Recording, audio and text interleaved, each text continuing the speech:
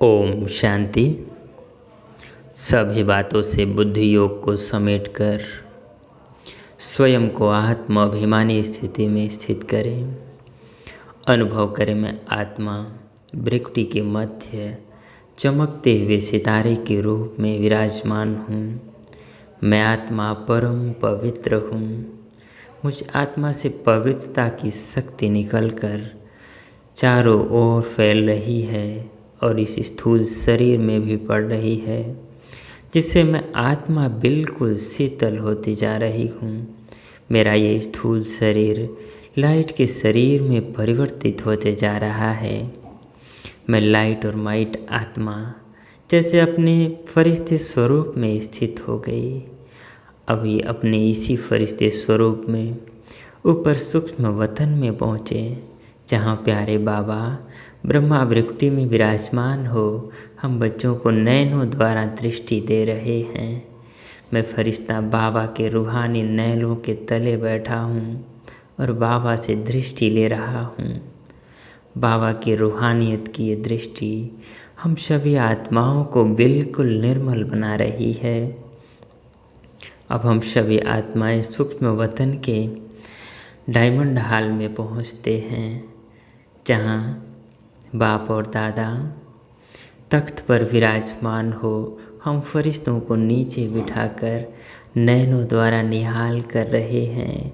मैं आत्मा बाबा की सानिध्य में बैठकर, उनकी छत्र छाया में बैठकर बिल्कुल निर्मल हो रही हूँ। मैं आत्मा बाबा की इन शक्तियों को महसूस कर रहा हूँ। मैं आत्मा बिल्कुल निर्मल हो शक्तिशाली स्थिति का अनुभव कर रहा हूँ। मैं आत्मा कितना दिव्य हो गया, कितना निर्मल हो गया। बाबा आज हम बच्चों को नैनों से निहाल करते हुए मुरली सुनाते हैं। रहम दिल और बेहद की वैराग्य वृत्ति, इसी टॉपिक पर आज लवफुल और मर्सीफुल बाप दादा अपने समान बच्चों को देख रहे हैं। आज बाप दादा विश्व के सर्व अनजान बच्चों को देख रहे थे। भले अनजान हैं लेकिन फिर भी बच्चे हैं। बाप दादा के संबंध से सर्व बच्चों को देखते हुए क्या अनुभव किया कि मेजॉरिटी आत्माओं को समय प्रति समय किसी न किसी कारण से जाने अनजाने भी वर्तमान समय मर्सी माना दया अर्थात रहम की, दया की आवश्यकता है और आवश्यकता के कारण ही मर्सीफुल बाप को याद करते रहते हैं। चारों ओर की आवश्यकता प्रमाण इस समय रहम दृष्टि की पुकार है, क्योंकि एक तो भिन्न भिन्न समस्याओं के कारण अपने मन और बुद्धि का संतुलन न होने के कारण मर्सीफुल बाप को व अपनी मान्यताओं वाले मर्सी के लिए बहुत दुख से, परेशानी से पुकारते रहते हैं। चाहे अनजान आत्माएं बाप को न जानने के कारण अपने धर्म पिताओं व गुरुओं को व इष्ट देवों को मर्सीफुल समझकर पुकारते हैं। लेकिन अब आप सब तो जानते ही हो कि इस समय सिवाय एक बाप जिसको परमपिता परमात्मा कहें, किसी और भी आत्मा द्वारा मर्सी मिल नहीं सकता। भले बाप उन्हों की इच्छा पूर्ण करने के कारण, भावना का फल देने के कारण किसी भी इष्ट को व महान आत्माओं को निमित्त बना दे, लेकिन दाता तो एक है। इसलिए वर्तमान समय के प्रमाण मर्सीफुल बाप बच्चों को भी कहते हैं कि बाप के सहयोगी साथी भुजाएं आप ब्राह्मण बच्चे हो, तो जिस चीज़ की आवश्यकता है वह देने से संपन्न हो जाते हैं। तो मास्टर मर्सीफुल बने हो, आपके ही भाई बहने हैं, चाहे सगे हैं व लगे हैं, लेकिन है तो परिवार के। अपने परिवार की अनजान परेशान आत्माओं के ऊपर रहम दिल बनो, दिल से रहम आए। विश्व की अनजान आत्माओं के लिए भी रहम चाहिए और साथ साथ ब्राह्मण परिवार के पुरुषार्थ की तीव्र गति के लिए व स्व उन्नति के लिए रहम दिल की आवश्यकता है। स्व उन्नति के लिए स्व पर जब रहम दिल बनते हैं तो रहम दिल आत्मा को सदा बेहद की वैराग्य वृत्ति स्वतः ही आती है। स्व के प्रति भी रहम हो कि मैं कितनी ऊंचे ते ऊंच बाप की वही आत्मा हूँ और वही बाप समान बनने के लक्ष्यधारी भी हूँ। उस प्रमाण ओरिजिनल श्रेष्ठ स्वभाव व संस्कार में अगर कोई कमी है तो अपने ऊपर दिल का रहम कमियों से वैराग्य दिला देगा। बाप दादा आज यही रूह रिहान कर रहे थे कि सभी बच्चे नॉलेज में तो बहुत होशियार हैं, पॉइंट स्वरूप तो बन गए हैं, माना पॉइंट्स को याद कर लिया। बाबा कहते पॉइंट स्वरूप तो बन गए हैं, लेकिन हर कमजोरी को जानने की पॉइंट्स हैं। जानते भी हैं कि यह होना चाहिए, करना चाहिए। जानते भी हैं कि यह होना चाहिए, यह करना चाहिए या फिर यह नहीं करना चाहिए। यह जानते हुए भी पॉइंट स्वरूप बनना और जो कुछ व्यर्थ देखा सुना और अपने से हुआ उनको फुल स्टॉप की पॉइंट लगाना नहीं आता है। पॉइंट्स तो है, लेकिन पॉइंट्स स्वरूप बनने के लिए विशेष क्या आवश्यकता है? अपने ऊपर रहम और औरों के ऊपर रहम। भक्ति मार्ग में भी सच्चे भक्त होंगे व आप भी सच्चे भक्त बने हो। आत्मा में रिकॉर्ड भरा हुआ है ना, तो सच्चे भक्त सदा रहम दिल होते हैं, इसलिए वे पाप कर्म से डरते हैं। बाप से नहीं डरते, लेकिन पाप से डरते हैं। इसलिए कई पाप कर्म से बचे हुए रहते हैं। तो ज्ञान मार्ग में भी जो यथार्थ रहम दिल हैं, उनमें 3 बातों से किनारा करने की शक्ति होती है। जिसमें रहम नहीं होता वे समझते हुए जानते हुए 3 बातों के परवश बन जाते हैं। यह तीनों बातें हैं अलबेलापन, ईर्ष्या और घृणा। इन बातों से किनारा करना है। अलबेलापन में नहीं आना है, किसी से ईर्ष्या नहीं करनी है और घृणा भी नहीं करना है। कोई भी कमजोरी व कमी का कारण 90% यह तीनों बातें ही होती हैं। कोई भी कमी व कमजोरी का कारण बाबा बताते ये 90% कारण यही बातें होती हैं, अलबेलापन, ईर्ष्या व घृणा। जो रहम दिल होगा वह बाप के साथ ही धर्मराज की सजा से किनारा करने की शुभ इच्छा रखते हैं। जैसे भक्त डर के मारे अलबेले नहीं होते, ऐसे ब्राह्मण आत्माएं बाप के प्यार के कारण धर्मराजपुरी से क्रॉस न करना पड़े, इस मीठे डर से अलबेले नहीं होते।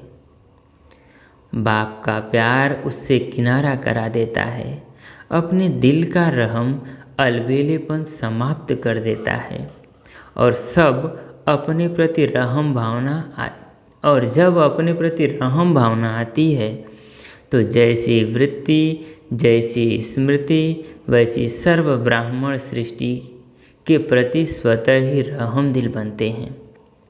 यह है यथार्थ ज्ञान युक्त रहम। बिना ज्ञान के रहम कभी नुकसान भी करता है, लेकिन ज्ञान युक्त रहम कभी भी किसी आत्मा के प्रति ईर्ष्या व घृणा का भाव दिल में उत्पन्न नहीं करने देगा। ज्ञान युक्त रहम के साथ साथ स्वयं की रूहानियत का रुहाब भी अवश्य होता है। क्या कह रहे हैं बाबा? बाबा कहते लेकिन ज्ञान युक्त रहम कभी भी किसी आत्मा के प्रति ईर्ष्या व घृणा का रहम दिल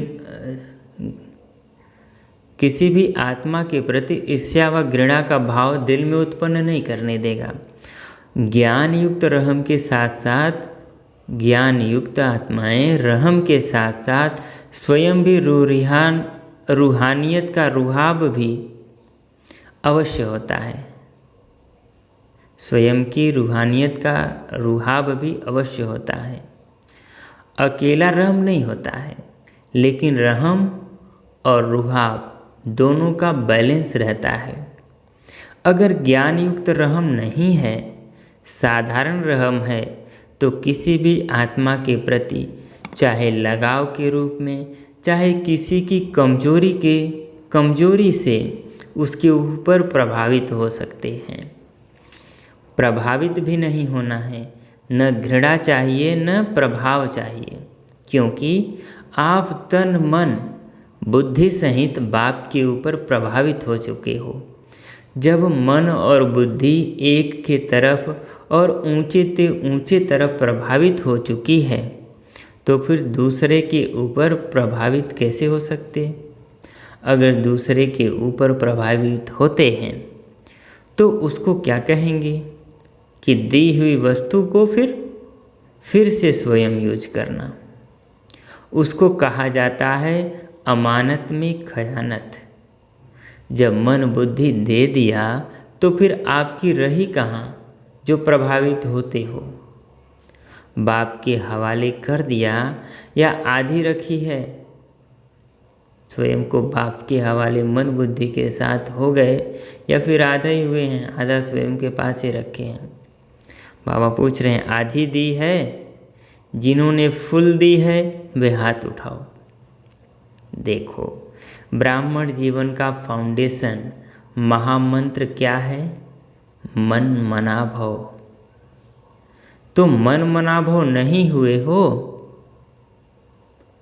तो ज्ञान सहित रहम दिल आत्मा कभी किसी के ऊपर, चाहे गुणों के ऊपर, चाहे सेवा के ऊपर, चाहे किसी भी प्रकार के सहयोग प्राप्त करने के कारण आत्मा पर प्रभाव नहीं हो सकते, क्योंकि बेहद की बैरागी होने के कारण बाप के स्नेह सहयोग साथ इनके सिवाय और कुछ उसको दिखाई नहीं देगा, बुद्धि में आएगा ही नहीं।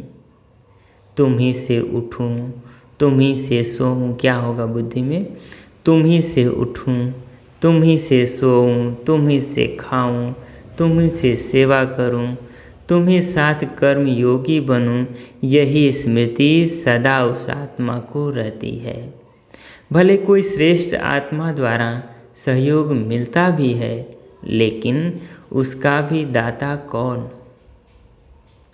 तो एक बाप की तरफ ही बुद्धि जाएगी ना। सहयोग लो, लेकिन दाता कौन है यह भूलना नहीं चाहिए। श्रीमत एक बाप की है। कोई निमित्त आत्मा आपको बाप की श्रीमत की स्मृति दिलाती है तो उनकी श्रीमत नहीं कहेंगे, लेकिन बाप की श्रीमत को फॉलो कर औरों को भी फॉलो कराने के लिए स्मृति दिलाती हैं। निमित्त आत्माएं, श्रेष्ठ आत्माएं कभी यह नहीं कहेंगी कि मेरी मत पर चलो, मेरी मत ही श्रीमत है, यह नहीं कहेंगी। श्रीमत की फिर से स्मृति दिलाते इसको कहते हैं यथार्थ सहयोग लेना और सहयोग देना। दीदी की श्रीमत नहीं कहेंगे, दीदी की श्रीमत नहीं कहेंगे। निमित्त बनते हैं श्रीमत की, शक्ति स्मृति दिलाते हैं। इसलिए कोई भी आत्मा के ऊपर प्रभावित नहीं होना है। अगर किसी भी बात में किसी पर प्रभावित होते हैं, चाहे उनके नाम की महिमा पर, रूप पर व किसी विशेषता पर, तो लगाव के कारण, प्रभावित होने के कारण बुद्धि वहाँ अटक जाएगी। अगर बुद्धि अटक गई तो उड़ती कला हो नहीं सकती, अपने ऊपर भी प्रभावित होते हैं। मेरी बहुत अच्छी प्लानिंग बुद्धि है, मेरा ज्ञान बहुत स्पष्ट है, मेरे जैसी सेवा और कोई कर नहीं सकते। मेरी इन्वेंटर बुद्धि है, माना मेरी इन्वेंटर बुद्धि है, माना हम कुछ नया कर सकते हैं। मैं गुणवान हूँ, यह अपने ऊपर भी प्रभावित नहीं होना है। बाबा कहते इस प्रकार की संकल्प चलाकर स्वयं के ऊपर भी प्रभावित नहीं होना है। विशेषता है, प्लानिंग बुद्धि है, लेकिन सेवा के निमित्त किसने बनाया? मालूम था क्या कि क्या सेवा होती है ना? बाबा ने बताया ना, इसके पहले तो नहीं पता था। इसलिए बाबा कहते स्व उन्नति के लिए यथार्थ ज्ञान युक्त रहम दिल बनना बहुत आवश्यक है। फिर यह ईर्ष्या घृणा समाप्त हो जाती है। तीव्र गति की कमी का मूल कारण यही है। तीव्र गति नहीं हो रही है, अगर पुरुषार्थ में तीव्र गति नहीं है तो बाबा कहते मूल यही कारण है, ईर्ष्या व घृणा या प्रभावित होना, चाहे अपने ऊपर चाहे दूसरों के ऊपर। और चौथी बात सुनाई अलबेलापन। ईर्ष्या घृणा या प्रभावित होना 3 हो गया, चौथी बात अलबेलापन। यह तो होता ही है, टाइम पर तैयार हो जाएंगे। बाबा कहते यह है अलबेलापन। अगर आलस से अलबेला करते हैं, अमृत बेला मिस होता है, तो ऐसा नहीं कि चलो ये तो हो ही जाता है कभी, ऐसा नहीं, टाइम पर तैयार हो ही जाएंगे। बाबा कहते यह है अलबेलापन। ये ऐसी वाक्य जो मुख से निकल रहे हैं, यह अलबेलेपन की निशानी है। बाप दादा ने एक हंसी की बात पहले भी सुनाई है, ब्राह्मण आत्माओं की दूर की नज़र बड़ी तेज है। ब्राह्मण आत्माओं की दूर की नज़र बड़ी तेज है और नज़दीक की नज़र थोड़ी कमज़ोर है। इसलिए दूसरों की कमी जल्दी दिखाई देती है और अपनी कमी थोड़ी देरी से दिखाई देती है। बाबा कहते तो रहम की भावना लवफुल भी हो और मर्सीफुल भी हो। रहम की भावना कैसी हो? स्नेह से हो और दया भी हो। इससे दिल से वैराग्य आएगा। जिस समय सुनते हैं वह भट्टी होती है, रूह रिहान होती है, उस समय तो सब समझते हैं कि ऐसे ही करना है। वह अल्पकाल का वैराग्य आता है, दिल का नहीं होता। तो जो बाप को अच्छा नहीं लगता उससे दिल से वैराग्य आना चाहिए। अपने आप को भी अच्छा नहीं लगता है, लेकिन बेहद की स्मृति का हल चलाओ, रहम दिल बनो। कई बच्चे बहुत अच्छी अच्छी बातें सुनाते हैं, कहते हैं जब कोई झूठ बोलता है तो बहुत गुस्सा आता है। झूठ पर गुस्सा आता है या कोई गलती करता है तो गुस्सा आता है, वैसे नहीं आता। उसने झूठ बोला यह तो ठीक है, उसको रांग समझते हो, और आप जो गुस्सा करते हो वह फिर राइट है क्या? बाबा कहते उसने झूठ बोला तो उसका गलत है, ठीक है। आप जो गुस्सा करते हो वो राइट है क्या? उनका भी रंग और अपना भी रंग। रंग कैसे? रंग को कैसे समझा सकते? उसका असर कैसे हो सकता है? रंग को कैसे समझा सकते हैं? उसका असर कैसे हो सकता है? उस समय अपनी गलती को नहीं देखते, लेकिन दूसरों की झूठ की छोटी बात को भी बड़ा कर देते हैं। ऐसे समय पर रहम दिल बनो। अपनी प्राप्त हुई बाप की शक्तियों द्वारा रहम दिल बनो, सहयोग दो। लक्ष्य अच्छा रखते हैं कि उनको झूठ से बचा रहे हैं। लक्ष्य अच्छा है, इसके लिए मुबारक हो, लेकिन रिजल्ट क्या निकली? वह भी फेल और आप भी फेल। उसने झूठ बोला तो फेल, आपने उनके झूठ पे गुस्सा किया तो फेल। तो बाबा कहते वह भी फेल और आप भी फेल। तो फेल वालों को क्या पास कराएगा? कई फिर समझते हैं फेल वाला फेल को क्या पास कराएगा। कई फिर समझते हैं हमारी जिम्मेवारी है, उसको अच्छा बनाना, आगे बढ़ाना। लेकिन जिम्मेवारी निभाने वाला पहले अपनी जिम्मेवारी उस समय निभा रहे हो या दूसरों की निभाते हो? अपनी भी जिम्मेवारी निभाओ, दूसरे की तो ठीक है। बाबा कहते हैं अपनी जिम्मेवारी क्या है कि स्वयं को बचाना है बुराइयों से, पर खुद ही झूठ में गुस्से में आ गए झूठ देखकर। तो बाबा क्या कह रहे हैं, कई समझते हैं कि हमारी जिम्मेवारी है उनको अच्छा बनाना, आगे बढ़ाना, लेकिन जिम्मेवारी निभाने वाला पहले अपनी जिम्मेवारी उस समय निभा रहे हो व दूसरे की निभा रहे हो। कई नियमित टीचर बनते हैं तो समझते हैं छोटों के लिए हम जिम्मेवार हैं, इनको शिक्षा देनी है, सिखाना है, लेकिन सदैव यह सोचो कि यथार्थ नॉलेज सोर्स ऑफ इनकम होगी। अगर आपने शिक्षा की जिम्मेवारी से शिक्षा दी तो पहले यह देखो कि उस शिक्षा से दूसरों की कमाई जमा हुई, सोर्स ऑफ इनकम हुआ, या सोर्स ऑफ गिरावट हुई। इसलिए बाप दादा सदा कहते हैं कि कोई भी कर्म करते हो तो त्रिकालदर्शी स्थिति में स्थित होकर करो। सिर्फ वर्तमान नहीं देखो कि इसने किया इसलिए कहा, लेकिन उसका भविष्य परिणाम क्या होगा वह भी देखो। जो पास्ट आदि अनादि स्थिति ब्राह्मण आत्माओं की थी वह भी है और आगे भी रहेगी, उसी प्रमाण है। कह रहे हैं जो पास्ट आदि अनादि की स्थिति ब्राह्मण आत्माओं की थी अब भी है, और क्या वो स्थिति आगे भी रहेगी, उसी प्रमाण है। बाबा कहते तीनों काल चेक करो। तो समझा बाप दादा क्या चाहते हैं। स्व उन्नति तो करेंगे लेकिन परिवर्तन क्या लाएंगे, चाहे महारथी हो चाहे नए हो। बाप दादा की एक ही शुभ आशा है, जितना चाहते हैं उतना अभी हुआ नहीं है, रिजल्ट तो सुनाएंगे ना।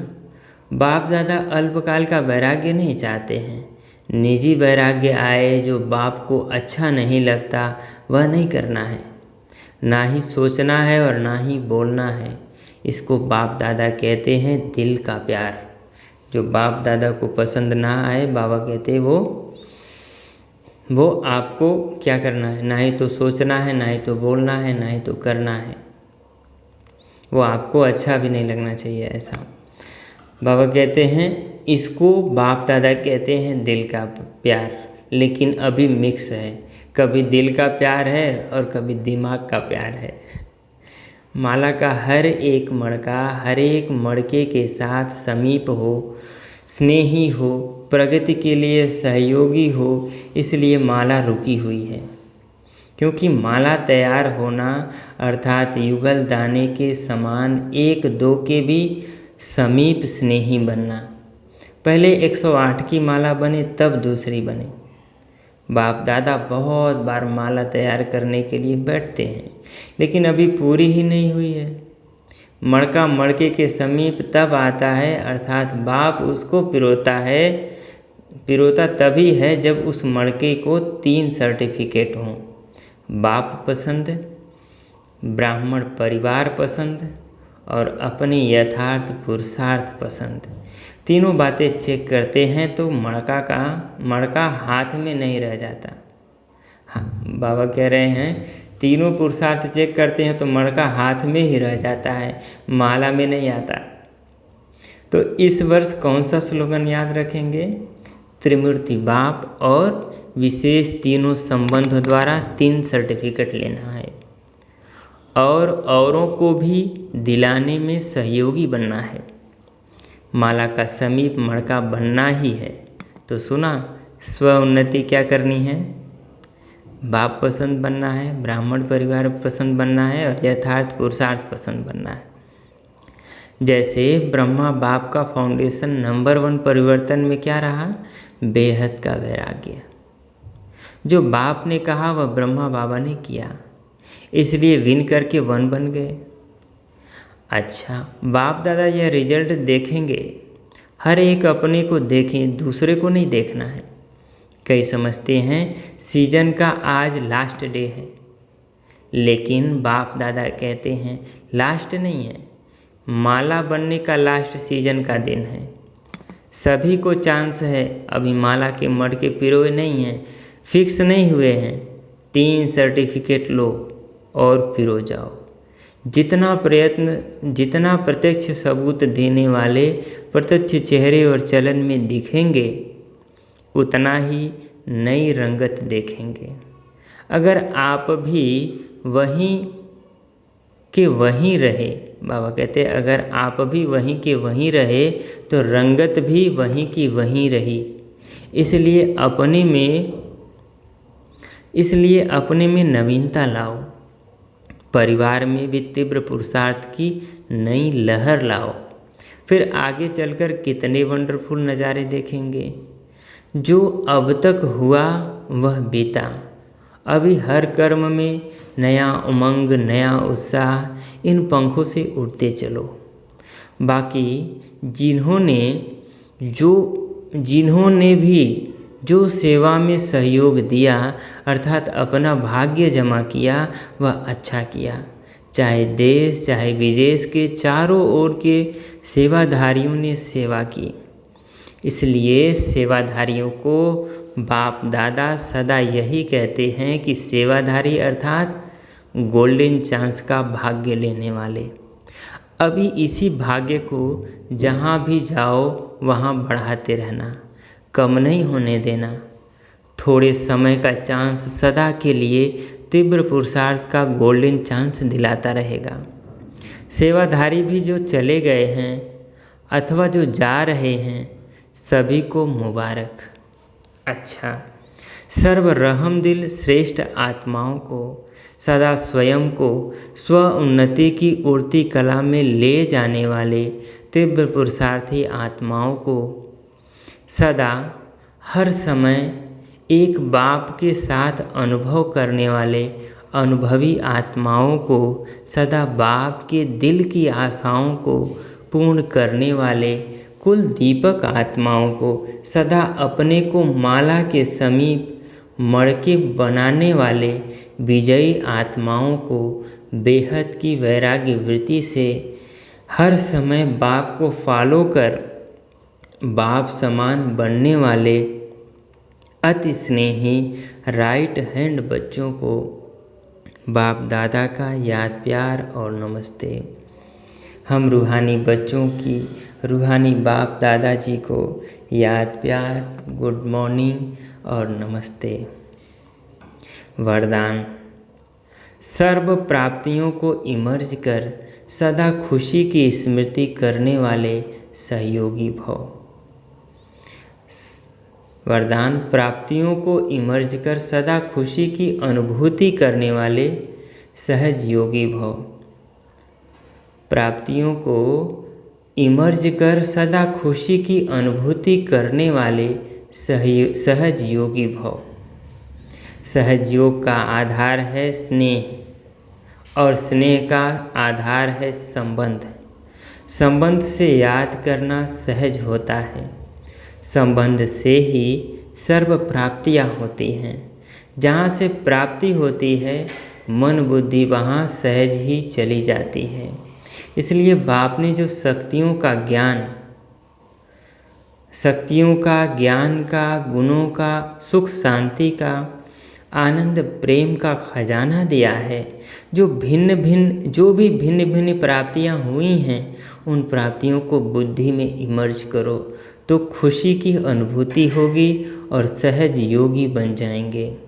स्लोगन, जो सर्व प्रश्नों से पार रहता है वही प्रसन्न चित्त है। जो सर्व प्रश्नों से पार रहता है वही प्रसन्न चित्त है। अच्छा जी, ओम शांति।